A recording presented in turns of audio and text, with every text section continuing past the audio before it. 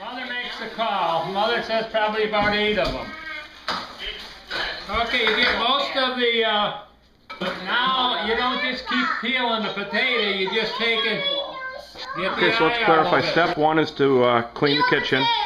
Step 2 is to peel the potatoes. Peel the potatoes, peeling it toward you. Peeling it toward you. Yeah, and when you come to a little eye, you don't keep peeling it, you just take the eye out of there because you waste the potato. And while this is happening, we have water on that's boiling in the pot. Exactly. A big pot. Okay, so we're cutting up 6 onions And next. don't go crying over it either. Everyone get out some gum and start chewing it. Well, is that how?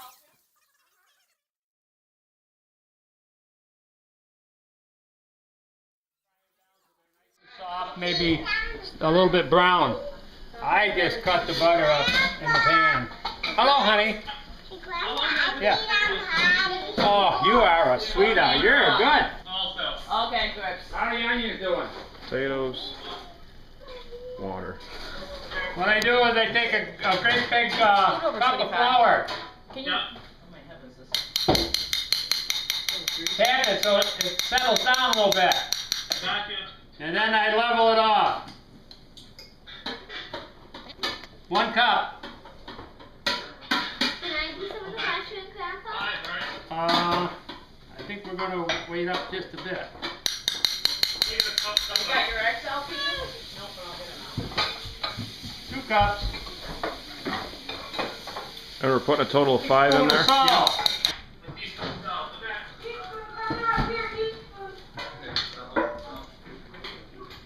Or thereabouts. I thought it was a half inch.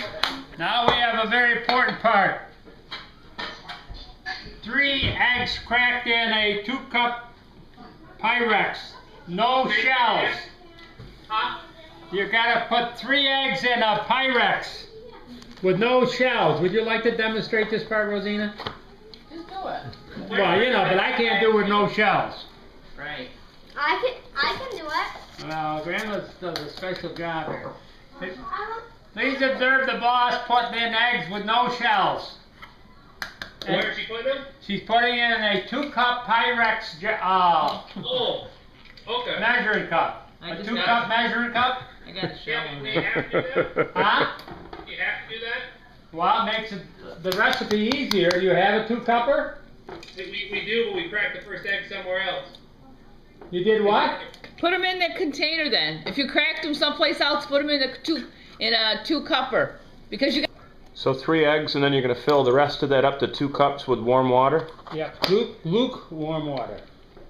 Not cold, it's going to be lukewarm. So Then how do you like it? put lukewarm water in that 2-cupper till it gets exactly to 2 cups. So how do you test if they're done? How do you know? when they're almost like when When they they're taste soft. good.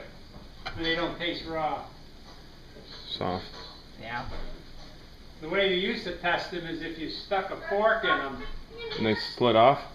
they're just about ready. You This- stick a this fork still- in them, this they're not, isn't that ready they yet. don't come off. This is not ready yet, I You're don't going to think. pour this all around the outside of the bowl. thing. You're going to take the flour and I gotta put it on take the egg and water solution, pour it all around the outside of the bowl. Pour it all around the outside of the bowl. Okay. Nice job, Eve. All at once? Yeah, I'll get it all around. Okay. Look like the flour's mixed in. What's that? The flour all mixed in, so you don't see any flour. It's sort of big hunk of gob or glue. So you want this consistency to be... Yeah, see it's starting to get smooth. Uh-huh. I want to make sure, you know, the flour is sort of, you know, when you do pancakes, it's got to be so that you can't really see the flour humps. Okay. Yeah, it's still too much, I think. So once you make the dough, you let it rest for 5 minutes? Yeah. Your hand. Yeah. Okay. How's this looking? Good. So potatoes are mashed and you're adding all the onions to them. Exactly. Onions and Yeah, that's a butter. little.